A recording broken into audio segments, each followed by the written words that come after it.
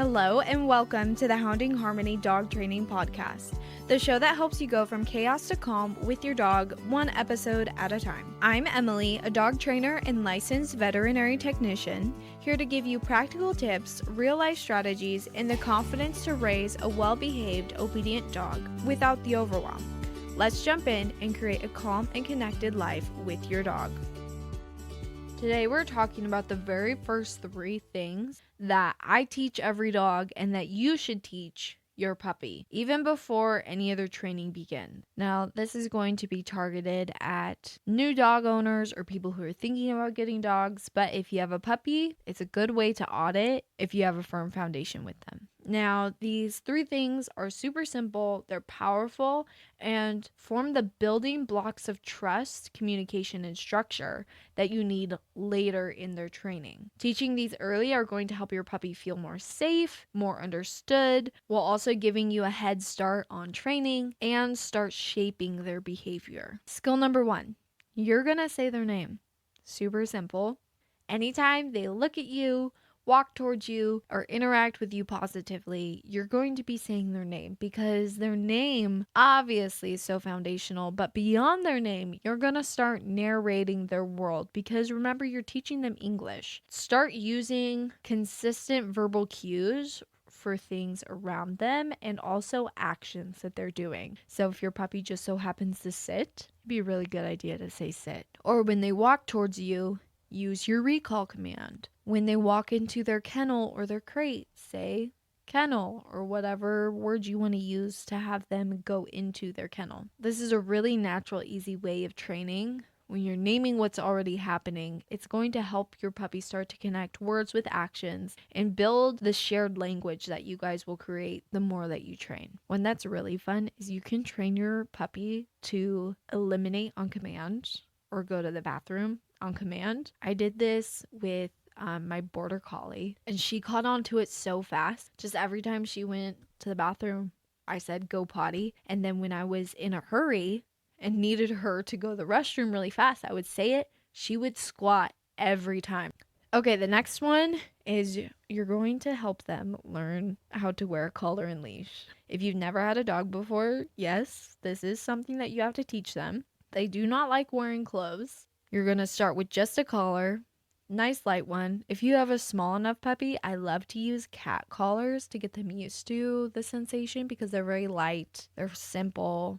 I actually have the same puppy collar that I've used for, I guess it's only been 2. I actually have the same puppy collar that I've used for my last 3 puppies that I've raised, which is kind of a fun little tradition. It makes me very sentimental. But you're going to start by just putting that collar on them and just let them wear it. They're going to itch at it. They're not going to like it. Don't pull on it. Just put it on them. Let them get used to it. Once they start to pretend like it doesn't exist, and I would wait, if you have like an 8-week-old puppy that you just brought home, wait a good amount of time, several days, even a week. They just need to get used to life. And this is one of those firm, hard facts of life that they have to get used to. You're going to add a leash. Again, pick a light one. Don't pick one that's going to be their adult leash. Like if you have a pit bull puppy, don't put a super hefty leash on them. Again, I think it's for the toy breeds. They're not too thick. They're like half an inch thick. All of these things I'm recommending are woven. Very simple, good hardware, great. Remember, don't spend a lot of money on these things because if you have a puppy, chances are they're going to chew through a leash. I don't want you to let them do that. If you can keep them from doing that, you are going to. So you're going to put the leash on their collar and you're just going to let them drag around. This is also what you would do for potty training. It's super helpful for potty training because you're able to grab them more quickly. There's no chasing them around the house. We'll have an episode on potty training soon. But you're going to let them drag that leash around until they, again, get comfortable with it. Only when you have them in visibility, because it's obviously a hazard. I don't want a leash on them when they're in their kennel, ever. Choking hazard. Then once they're used to the leash, you're going to start practicing pressure and release. They're not going to like this. That's why you have to start very small, very easy on them. Put the leash on them. Let them get away from you. Just not too far. Just a little far. You're going to work up to the end of the lead. Then start to put pressure on them and they're going to pull back. They're going to set their heels in. Don't release the pressure. until they take a step towards you. And as soon as they take any amount of space towards you, release the pressure. Praise them. You can also encourage them to walk towards you. You can say their name, talk to them, make it fun, make it a bit of a game. This isn't about forcing them. This is about getting them comfortable with the leash. And you're going to repeat this. Increase the distance, add in your recall command, pressure. As soon as they give in, release immediately. The faster you do this, the better they will respond, the quicker they will learn. And then once they get used to this, you can start taking them on leash walks. Some dogs respond faster to this. Some dogs already know this. Skill number 3 is everyone's favorite, crate training. Skill number 3 is everyone's favorite. Okay, mine is crate training. These are what I want you to do with your itty bitty puppy. I want you to leave the crate open. Well, first of all, make sure you have the right size. I talk about that in episode 4. I want you to leave the crate open so they can go in and out whenever the heck they want. Because remember, they're babies. They need naps too. Ideally, they'll take their naps inside the kennel. You're going to feed all of their meals inside the kennel. This really helps them to establish that the kennel is a safe space. This doesn't have to be a permanent habit, but in the first year, maybe 6 months, meals inside the kennel make a huge difference. Then you're going to start your routine, which is going to look like having them sleep inside the kennel at night, having them take naps in the kennel when they get tired after an intense play session or training session. It's just important to be using it every day, whether that's just when you leave the house or overnight. I go into all of the benefits about crate training and why I so strongly recommend it in the previous episode, but this is where I want you to start. You don't want to wait too long after you get your puppy to start these things, because obviously there's a settling in period of them just getting used to being with you instead of their litter and just a great new world. And depending on your puppy's personality is going to depend on how short or long that is. But these things are so simple and so easy that you're going to be able to start them pretty quick. As soon as you get home, I want you to have all of this supplies ready to go. Speaking of, I do have a list of the essentials, the 5 things you need to make sure you have actually purchased before you pick up a new dog/puppy. I'll make sure to have that in the show notes. It's a super simple list, but it is the essentials. There's no fluff on there. So you'll be able to start these things first day you get home without overwhelming them or damaging your connection with them. Another misconception is that you should only be naming things that you're actively training. It is okay to start naming things earlier and honestly recommended because it gives them that start of understanding. Think of them like a toddler learning words. The way to do it is to narrate your daily life.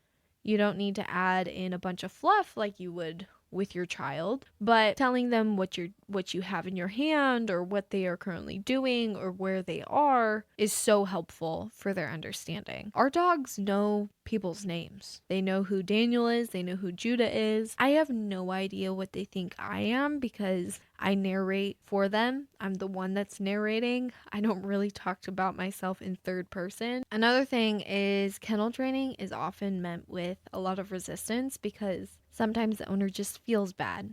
But when done well, the kennel will become a place of safety. It'll become their room. It'll become their go-to place whenever they need a break, whenever they want to feel safe. It's just so important in so many areas. I really encourage you to listen to the past episode I have about it, to where I deep dive into all the reasons that I really recommend it. And lastly, if you feel like your puppy is not responding to the collar or the leash, I want to encourage you that resistance is super normal. If they don't resist, you probably have a unicorn puppy that's going to be pretty easy to teach. But if you're like the rest of the canine population and they don't like it at the beginning, remember that your job isn't to make them completely comfortable in their life. Your job is to introduce these tools gently and consistently. You don't need a perfect plan. You just need a consistent one. Start with their name, the kennel training, and the tools that they're going to wear every day. And you're going to start to see progress. You're not just training them, you're bonding with them, you're building trust, and laying the foundation for everything that follows. Now, if you're new to the dog training experience, or you just want to make sure that you're up to snuff with understanding dog language, behaviors, how to socialize, how to potty train, all of these things, I do have a training foundations guide that is linked in the show notes that's going to start you on the right foot for raising up your dog. I wish every dog owner had this at the very beginning because it just covers everything that you need to know for those first months with your dog. Thank you so much for tuning into Hounding Harmony Dog Training. If you found this episode helpful, it would mean the world to me if you'd follow the show and leave a quick review. This helps other dog owners find the support that they need too. For more tips, training help, and encouragement, follow me on TikTok and Instagram at HH_dog training, or you can check out the resources in the show notes. Until next time, keep hounding that harmony.